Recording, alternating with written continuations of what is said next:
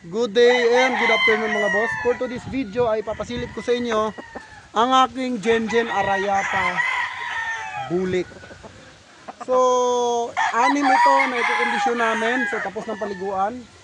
Bukas starting na to ng conditioning. So guys, ito ang ganda ng sukat talaga oh. Ito ay WPC banded, local and national. Oh. Talaga namang yung katawan na hinahanap yung puso, ito na siya. Ayan oh. Grabe yung mukha, wala kang masasabi, talagang pang big din. Guys, pag hawak nyo ang manok ng JTP, huwag kayong matakot sa mga kaharap nyo sa exam dahil street breed po tayo, no? Hindi po tayo naghahalo. So naghahalo man tayo, yun yung mga pinapa-breeds ng ating mga buyer, tapos after ko ma-breed, so wala na, diba? So nagiging battle, nagkakaroon din tayo ng battle. But 80% of GTP Game Farm, lahat po ay mga street breed. Okay? So gaya nito, ito ay kay Master Gengen Arayata na mga lahi. So guys, 6 na piraso ito, magkakamukha talaga lahat. Heart shape, bulto katawan, ayan. Dikit sa sipit-sipitan, wala ka talagang hindi kasi ang daliri. Napakakinis, napakagwapo, at napakagaling. Guys, pwede nyo rin itong iregalo sa mga tatay nyo nasa bungero. Ito talaga, kung ako sa inyo, napakaswerte po ng may tatay na sa bungero. Kasi ito, napakagandang treatment, no? Napakagandang treatment ng manok. Kasi unang-una, pagising yan, guys, pagising yan, manok agad ang hihipuin yan. Tulad ko, pagising ko sa umaga, manok agad. Okay? So, ito naman yung number 2, pasilip ko. Guys, ito yung number 2. Kita nyo naman guys yung itsura. At syempre guys, dito sa GTP, presyong pangmasa sa quality na napakaganda. Guys, kita nyo naman, hindi nyo na kailangan itanong pa. Kung ikaw ay sa bungero, alam mo sa sarili mo ang quality at hindi. Guys, tignan nyo naman yung itsura. Diba? Boss, ano boss? Kaya ba bumawi? Ibawi natin si bossing. Kaya ba? Ha? Ibawi natin, panay talo na si bossing eh. Ano bossing? Talo ka ba lagi bossing? Ha? Sige, babawi ka daw ng ating Master Gengen Arayata. Guys, lahat ng mga manok ko dito, 80% dito, mga magulang, mga authentic. Sureball kayo dito guys, na talagang, nako, tignan nyo na lang yung performance guys. Okay? So, ayun, congratulations pala no, sa mga nag-champion sa ating mga manok. Deserve nyo yan. So napansin ko lang guys yung mga buyers na talagang yung mga buyer na madaling kausap, talagang nagsa-champion. Kaya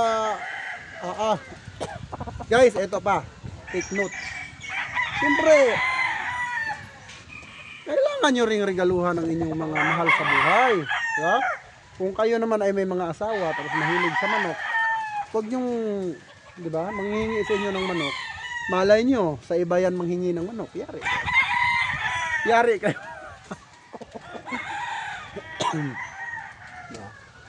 Eto guys, talagang napakagwapo at 6 po ito. Talagang iisa lang po ang kanilang mukha. Yan ang sinasabi ko na pagka binread mo ng street, pwede ka namang mag-battle pero unahin mo muna yung puro. Okay, unahin mo muna yung street breed bago ang battle. Ha? Yun lang yung advice ko. Bago mag-battle, unahin niyo muna yung street breed para po malaman ninyo kung ano nga ba ang difference nila. Ganon din naman ang patuka. Pansin nyo guys, mas mahal ang street breed kaysa battle. So, bakit pa kayo magbabattle kung ang mahal ay ang street breed, di ba? Common sense na lang guys. No, di ba guys? Bakit pa tayo magbabattle kung alam naman natin na mahal ang street breed?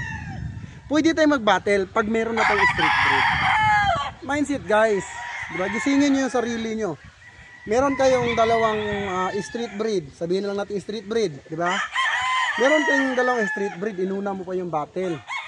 Alam mo naman na mas mahal ang street breed, diba? Saka na kayo mag-explore pag meron na kayong papuro, diba? Gaya ng sinasabi ng mga big time breeders, unahin niyo muna yung puro bago yung battle. So ganun lang po, kadali. Ito yung number 2 guys. Sobrang gwapo nito, walang pintas, talagang class A na class A. So let's go, proceed tayo sa number 3. Guys, ito naman yung pangatlo. Tingnan nyo.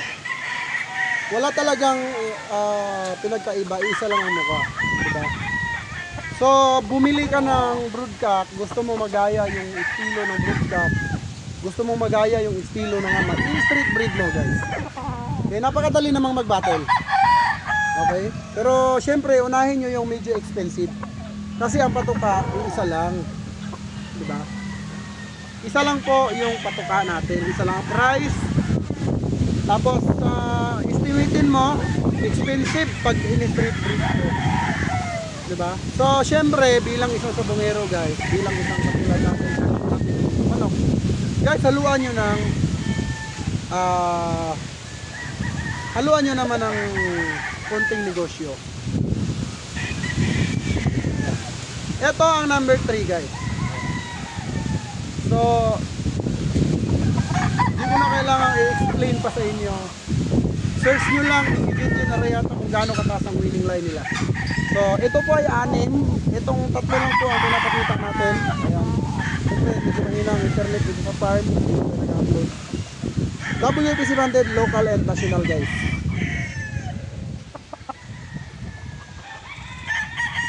Diba? So, kung talo ka, gumawa ka ng paraan para manalo. Punta ka sa GTP. Ito presyo ng GTP guys, sa totoo lang. FYI lang mga boss, no? 1/4 lang po ito. 1/4 lang po ito ng iba. Pero, ito sinasabi ko sa inyo, yung materials natin, 100% class E po yan. Dahil ang GTP ay maselan pagdating sa materials. Gaya ko, marunong ako magbayad ng malalaking halaga. So, yung pera naman natin ay wala namang issue, di ba? So kung magkano yung asking ng breeders, syempre hinahabol natin. Bakit? Kasi kailangan ko makakuha ng class A na materials para yung iaanak ng aking materials is class A. Alright? So guys, kita nyo naman, di ba? Hindi na kailangan i-explain, ikaw na mismo ang humusga. Ayan po. Okay, pa-ship na natin guys. Lalo pag na-condition ito guys, grabe. Mamumula ito pagka na-condition ito. Actually, pulang-pula na kasi conditioning feeds to. Pero pagka sinimula namin to, update ko kayo guys, yun ay kung tatagal pa siya dito. Kasi, para sa mga newly subscribers ko, no? At sa mga bagong subscriber ko, lahat po ng binablog ng GTP, wala po natitira. Mga idol, lahat ng binablog ko, isang araw lang po, hindi naman sa pagmamayabang, pero kaya ko sinasabi sa inyo kasi baka pag may nagustuhan kayo, sasabihin nyo sunod na lang, bukas na lang. So wala na pong aabutang bukas. Kasi dito po sa GTP talagang no reservation accepted. Okay? No reservation accepted po tayo. Nagkukondisyon ako ng isa sa mga pinakamagagaling kong manok. Bakit? Siyempre kailangan bumalik sa akin yung mga client ko. So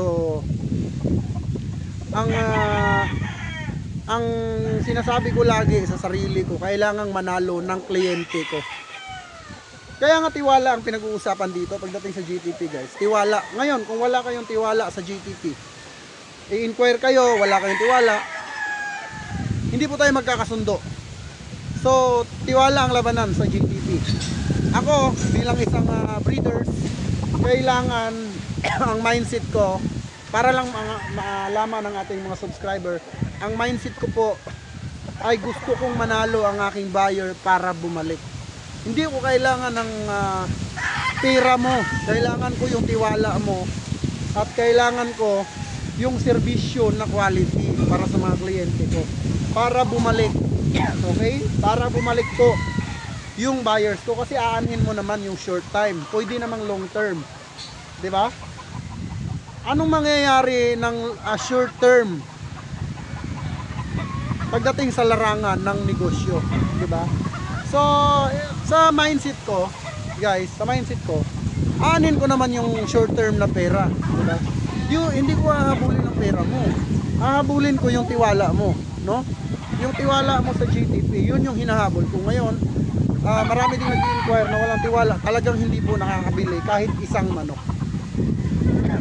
So pwede kayo pumasyal dito, pwede ako mag-seleksyon, pero ito tandaan nyo guys, pag ako nag-select, 101% ang ipapadala ko sa inyo, pinaka super at pinaka magaling maglaro, no? Syempre kailangan nating ibigay yung pinaka the best bilang isang breeders. Alright, so yun lang, medyo mahaba ang ating video. Always thank you, maraming salamat sa mga solid subscribers ng GTP, sa mga nanalo, sa mga natalo at bumabalik at patuloy pang bumabalik. Maraming salamat sa inyo guys, kasi hindi dahil sa inyo hindi mabubuo ang GTP Game Farm. Ngayon guys, bilang pasasalamat, ang GTP, kung saan yung sikat, kung saan yung champion na pinakamagagaling, yun yung ini-inquire natin, ina-acquired natin. At take note guys, street po yan. Ang breeding po ng GTP ay battery type. So kilala po natin yung magulang ng ating mga binibentang manok. Kilala natin ang record ng ating mga in-out na mga brood stag and brood hen. Alright, maraming salamat guys, God bless you all, mabuhay ang bayang sa Bungero.